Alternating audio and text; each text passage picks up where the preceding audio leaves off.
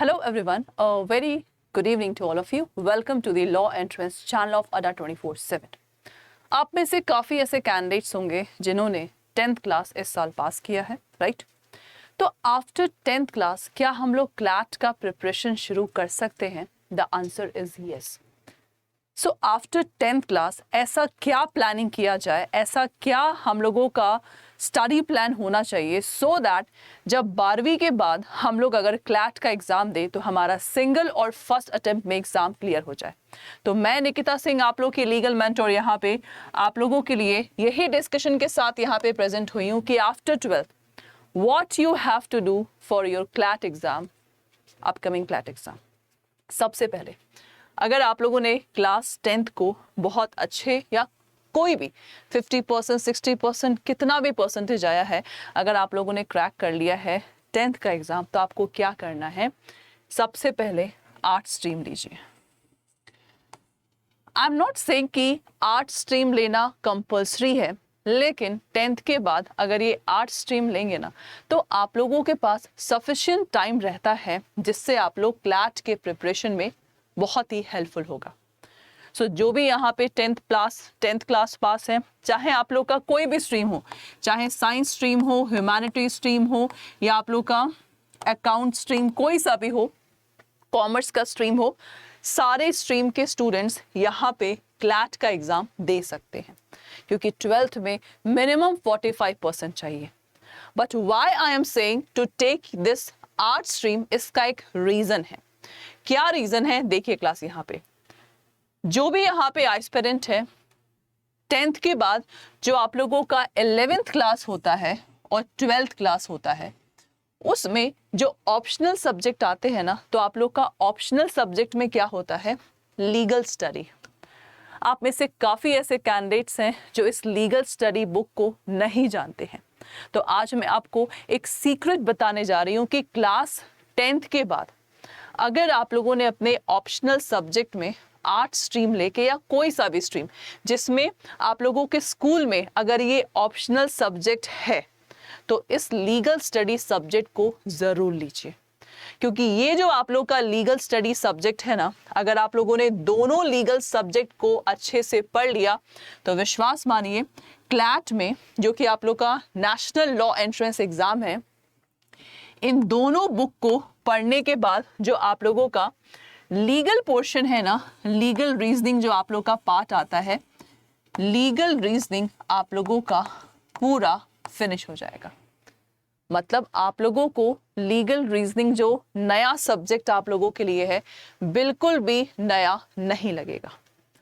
तो ये सीक्रेट मैं आप लोगों को यहाँ पे आज डिस्क्लोज कर रही हूँ. सो 11th एंड 12th दोनों में लीगल स्टडी ऑप्शनल ज़रूर लीजिए अगर आप लोगों के स्कूल में है. अगर स्कूल में नहीं है तो आप लोग इसको खुद भी पढ़ सकते हैं because these subject, the chapter which is given in the 11th and 12th class of the legal study, that is very easy. तो easy होने के वजह से आपको बोल रही हूँ, आप लोग इस बुक को ख़त्म करिए इन 2 साल में. क्या लीगल ही आता है मैम क्लैट के एग्ज़ाम में? The answer is no. Legal के अलावा क्लास जो नॉन सब्जेक्ट आप लोगों के क्लैट के एग्ज़ाम में आते हैं, दिस इज़ योर इंग्लिश और मैथ्स. अगर आपको क्लैट का पैटर्न नहीं मालूम है, बिकॉज क्लैट एक कंपटीशन एग्ज़ाम होता है, तो क्लैट का जो एग्ज़ाम होता है 5 सब्जेक्ट होते हैं. उसमें पेपर आप लोग का हमेशा दिसंबर में होता है. पेपर 2 घंटे का होता है. पेपर में -1/4 मार्क्स होते हैं, ठीक है. और पेपर हमेशा दोपहर में होता है और पेपर आप लोग का ऑफलाइन मोड में होता है. जिस तरह साइंस के बच्चे हमेशा IIT का एग्ज़ाम, मेडिकल के बच्चे नीट का एग्ज़ाम, तो इसी तरह जो आप लोगों का लॉ एंट्रेंस एग्ज़ाम होता है जिसमें क्लैट आप लोग का नंबर 1 इंडिया का, और इस एग्ज़ाम को one of the toughest exam भी बोला जाता है, ये आप लोगों के सिलेबस का पार्ट है.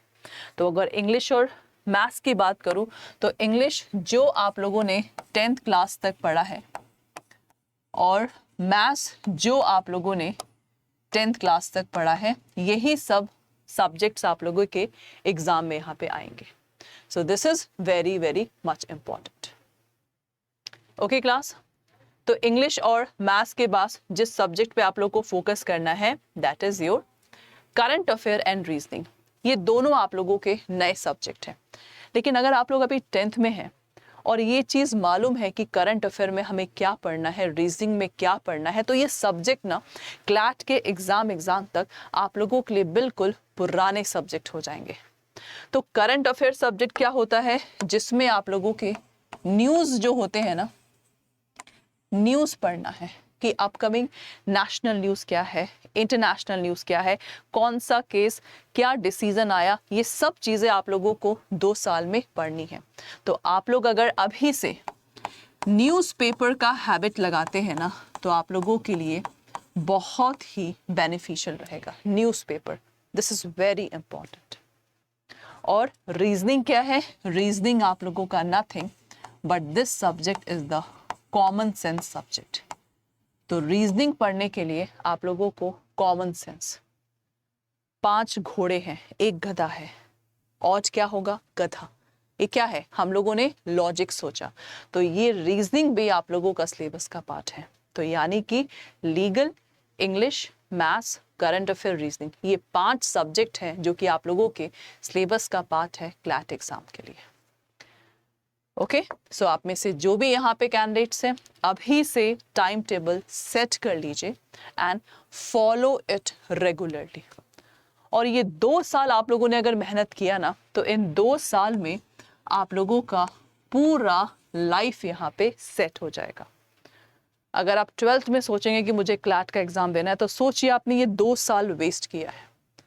तो आप में से जो भी ये सेशन देख रहे हैं, जो अभी क्लास 10th में है या जिनके भाई बहन क्लास 10th में है, तो ये ऑप्शन ज़रूर दिखाइएगा, क्योंकि क्लैट एग्ज़ाम के बाद जो कॉलेजेस अलॉट होते हैं that is national law university, मतलब नेशनल लेवल के जो लॉ यूनिवर्सिटीज़ होते हैं, जो हमारे इंडिया में टोटल 24 हैं, उसमें आप लोग को एडमिशन मिलेगा, जहाँ पे प्लेसमेंट 80% प्लस होता है।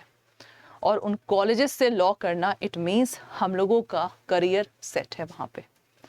तो आप में से जो भी यहाँ पे कैंडिडेट्स हैं, अभी से टाइम टेबल सेट करिए। और टाइम टेबल के लिए मैं हमेशा बोलूँगी आप लोगों को, अगर आप लोग को 6 से 8 घंटा स्कूल आप लोग का होता है तो स्कूल में अपना टाइम दीजिए, लेकिन हमेशा 10th क्लास से ही 3 से 4 घंटा हमेशा कंपटीशन एग्ज़ाम को दीजिए। कंपटीशन एग्ज़ाम के लिए बहुत इम्पॉर्टेंट है, अभी से 3 से 4 घंटा पढ़ाई करिए। तो आप में से जो भी यहाँ पे 10th क्लास के कैंडिडेट्स हैं, टाइम कम है, अगर ये सोचेंगे कि हमें कुछ करना है लाइफ में और अभी से मेहनत करिए, देखिए सफलता आप लोग को ज़रूर मिलेगा। तो आप में से जो भी यहाँ पे कैंडिडेट्स हैं, मैम नए सब्जेक्ट्स हैं, हम कैसे पढ़ेंगे, तो अड्डा 24/7 एक ऐसा चैनल है जहाँ पे क्लैट का बैच भी बनाया जाता है, जो कि 1 साल तक लाइव रहता है। अगर आप कोई सा भी बैच लेते हैं तो बैच लीजिए, नोट्स बनाइए, सो दैट जो 5 आप लोगों के लिए नए सब्जेक्ट्स हैं उनके नोट्स आपके पास रहेंगे। मॉक पेपर दीजिए, ई बुक्स पढ़िए, यहाँ पे जो मिलता है, डाउट्स पूछिए और देखिए आप लोग का सिलेक्शन कैसे नहीं होता।